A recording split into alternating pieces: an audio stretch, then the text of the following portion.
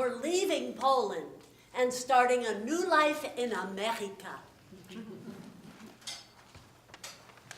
When I was a young 30, I had a growing desire to learn about my family roots. You know, who was I? My identity. Particularly, I was interested in my paternal grandparents, who I'd never met, Nathan and Hoodis. They died years before I was born. In that same year, in 1977, I was in Europe, and I managed to get to the town that they're from, Włodawa, Poland, right on the Polish-Russian border, now the Ukraine. I had no expectations of what I'd find there. The town had kind of a gray, dull feel, though people were very helpful and kind, with the language barrier and all, and they pointed out the house where the last Jewish couple had lived. There were no Jews left, no surprise. I come home with a burning desire to find out about Nathan. The only thing that I had heard about him while growing up was he had sometimes surprising behavior and bossy, but I didn't know much. Surprising behavior.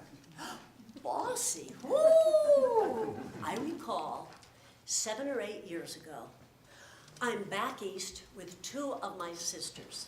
We don't get together much, so it's rare. Jody, the younger sister, is lying on the couch. She's ill. Marcia, the older sister, is about to turn 70. We had talked for a while, and then it was so quiet in the room. No one had spoken for maybe a full minute or 2, which is totally rare. I begin. Marcia, you're about to have a big birthday. Yes, sis, I'm the young one. I want to know your words of wisdom on turning 70.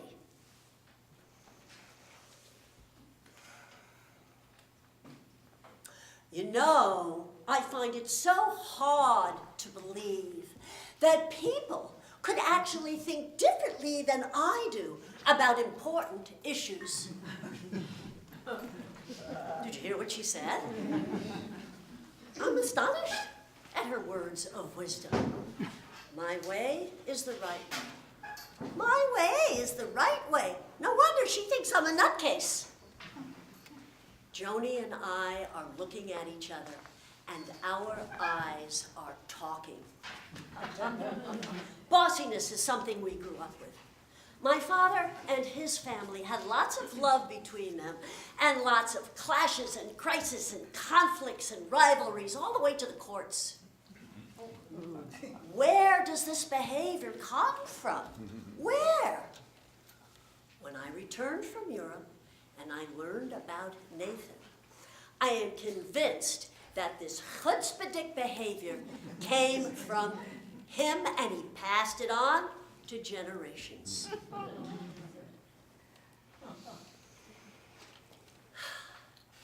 In my search to find out who was this man, I couldn't ask my father. He had died several years before. There was one person I wanted to speak with, my Aunt Ida, my father's only sister, a feisty, warm-hearted woman, and she kept the family history. She has a striking head of red hair, and she loved to talk. So when she walks into a room, there is no telling what she will say. I call her. She's thrilled to hear of my interest in the family. Yes, she wants to get together, and she'd like to invite her cousin Sally, or Salila, 12 years her senior, who had lived in Poland longer and might know more. Fine with me. It's that same year, 1977, and I'm on my way to Regal Park, Queens, New York City, Aunt Ida's home. It's Aunt Ida, me, and Salila. I'm excited to be here with the both of you. Well, Naomi, you were there, you know where it started, but I got to go back, way back, before I was born And before Nathan was born, your grandfather. How could I know these things? I grew up on the Lower East Side. People talk, talk, talk, talk. Family members talk. And landsmen. You know landsmen? People from the old country. They come. Ooh, what they tell you. Nathan's mother had been pregnant 10 or 11 times. It was 12, I know. Thank you, Salala. That's what I wanted you here. 12 times. And each pregnancy ended in miscarriage after miscarriage, and a stillbirth, and a newborn who briefly lived. And then, the 13th time is the charm, my father. Nathan Zlata Puro was born in 1886. May his soul rest in peace. Ida, don't forget about the rabbi. Don't worry, Salala could never forget this. Some months after Nathan was born,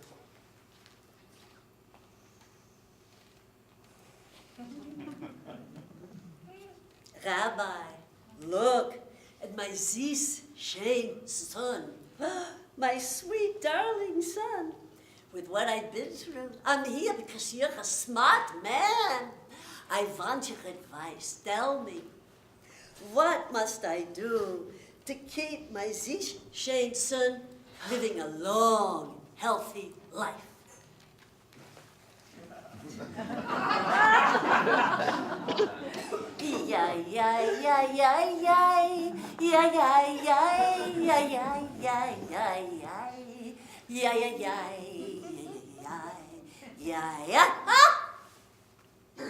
I want that you should dress your Zis Shane son in white, pure white, till the Bar Mitzvah. May he live and be well. I heard it was white linen. Oh, Salala and Ida, how could that possibly be? Naomi, whoever said rabbis are practical. Look, the people in Vlodava were mostly poor. They wore their clothes day after day. Yes, they cleaned them, but till their shreds peeling off their bodies. The logic was clear. No dirt, no infection, he won't get sick, and he'll live. She did the best that she could do, and you know, on Shabbos, the religious wear white. Nathan probably wore white, and maybe more times. We'll never know for sure, but he lived. And I got to tell you one thing about your grandfather. This is very important.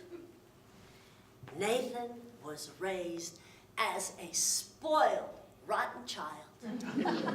He grew up thinking he could get whatever he wanted. A true word was never spoken. I heard it so many times. There was something about the army, but I never got the details. Nathan became of age where he could be drafted into the army. The Poles or the Russians, whoever wins the latest mishap. It was the Russians this time. No sane Jewish boy or male wants to serve in the Russian army.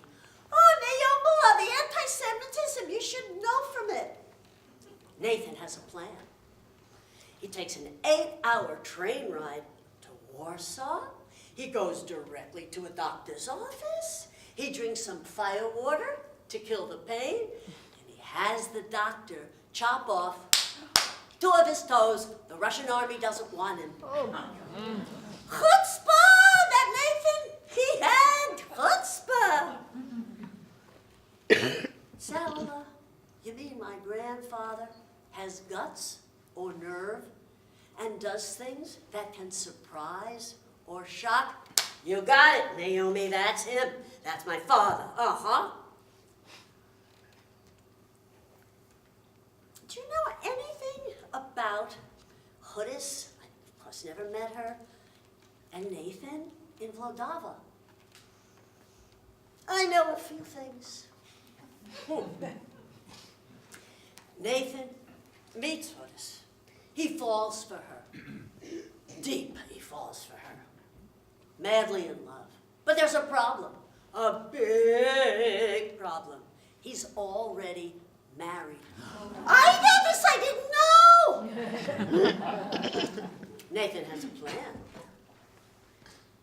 He gets a Jewish divorce on the grounds that his wife cannot bear a child. Hi, Gewalt, how cruel! My grandfather is a rat, and I'm named after him.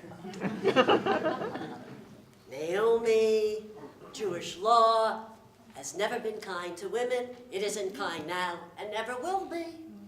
Men, another story. So, Nathan's hanging out with Hudas, courting her, and she's not interested. Look, he's been married and divorced. Maybe she doesn't trust him. Oh, girls, I got something to tell you. It happened so long ago, but it's like it was yesterday, huh? Nathan, he knows our family. He's a sport. He visits us. He brings candies for me and my sister. One day, he comes, he picks me up, he puts me on the stool, and he says, Salala, do you like me? Oh, yes, Nathan, I like you. Then why don't you tell your Aunt Hudas she should marry me? Nathan's frustrated. Hudas is not interested. He decides to go to the shadchan, the matchmaker, who puts all the shidduchs together, makes the pairs.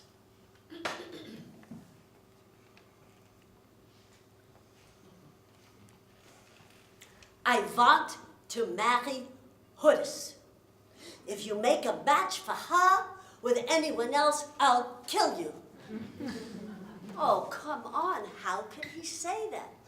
Naomi, it's what I heard. But look, you must remember, Yiddish is an intense language. Some things are very funny, very witty.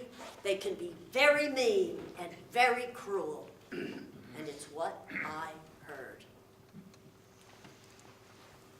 Maybe Nathan bribed the shadchan. Maybe he did. We will never know. What we do know is that Hudas received no other offers for marriage. She was in her early 20s, not considered young then, and her mother advised her, if you don't want to be an old maid, you better marry Nathan. And she did. And after the first year, a son is born. A year or so after this interview with Aunt Ida and Salala, I received in the mail a well-researched family tree. Under each relative that was born in Poland, there are 1 or 2 word descriptions. Painter, sold fish, died young, rabbi. Under Nathan, it says, rough character.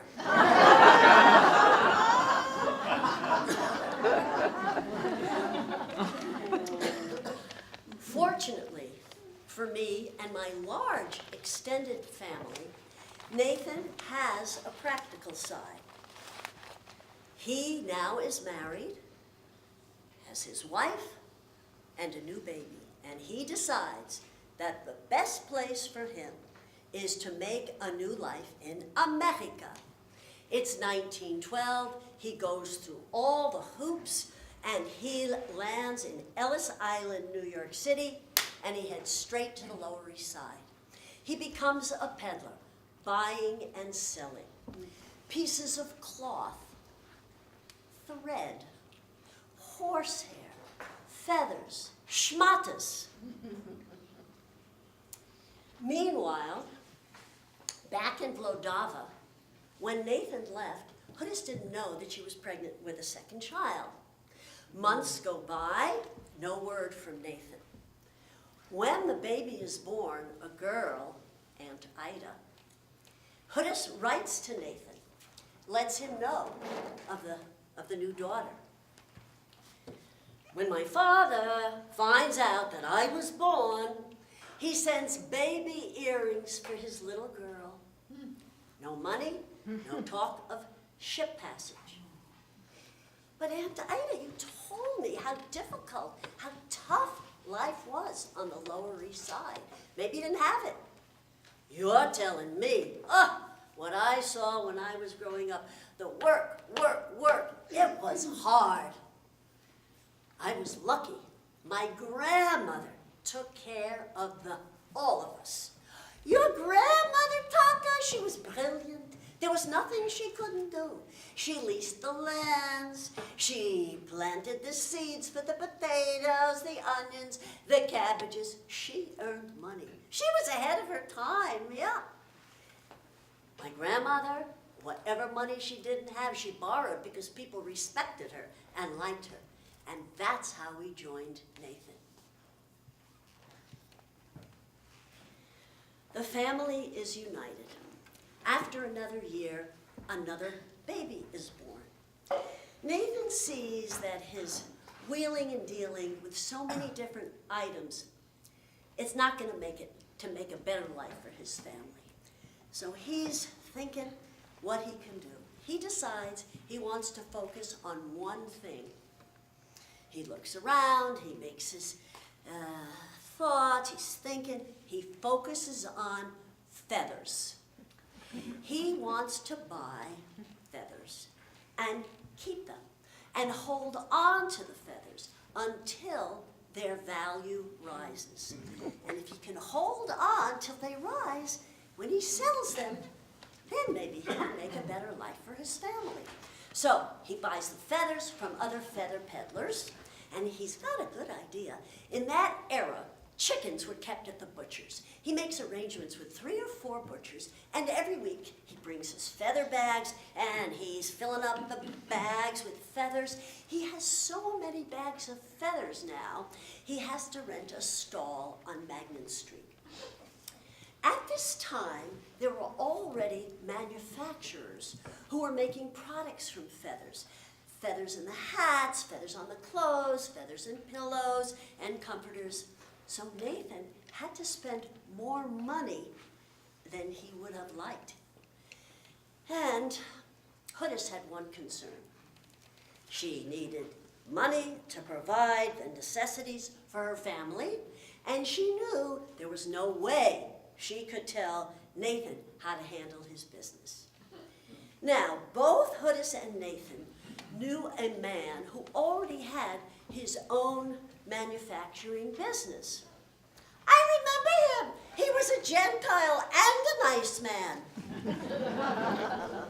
That's right, Salala. And he owned the National Feather Company and liked Nathan and Hoodus. Hoodus invites him to their home to speak to Nathan.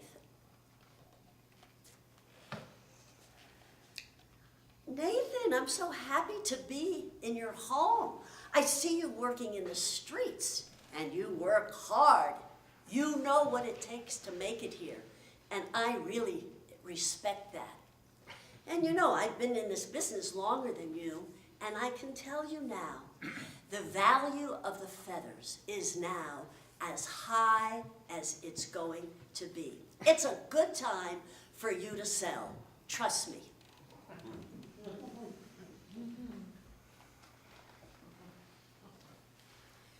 I'm not going to sell the feathers until I get the price I want.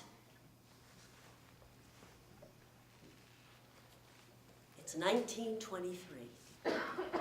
The value of the price of the feathers starts to go down. Nathan is angry, and boy, does he have a temper. He calls 2 of his loyal friends, and he asks if they will meet him on Magnan Street and bring push carts with him. The 3 of them load the bags of feathers onto the push carts, and Nathan leads them down to the East River. They take a few trips, takes a while, against the strong pleas of his friends. Nathan starts to throw the bags of feathers into the East River. The feathers are coming out of the bags. They're floating and clouding the surface of the water. The sun is streaming down, mixing with that cloudy surface. The river current is carrying the feathers until they're out of sight, and they stare at nothing. That is the sad ending to Nathan's attempt to corner the market on feathers. He continues with his dreams of making a better life for his family, going through cycles of boom and bust. Nathan threw the feathers into the East River because he was furious that he couldn't get the price that he wanted. Remember, Nathan was raised, spoiled, believing he could get what he wanted. He managed to avoid the army, the Russian army. He managed to marry Hudis, and he made it to America using some chutzpah behavior along the way. Throwing the feathers into the East River was a destructive chutzpah act, and his family suffered because of it. Nathan passed on both the helpful and harmful behaviors to the next generation. My father and his 4 brothers and 1 sister, Aunt Ida, they created a successful company that manufactured feather pillows and feather comforters. As the business flourished and prospered, the Puro brothers had clashes, conflicts, rivalries, intrigues, and they sued each other in court for years. All to the lawyers.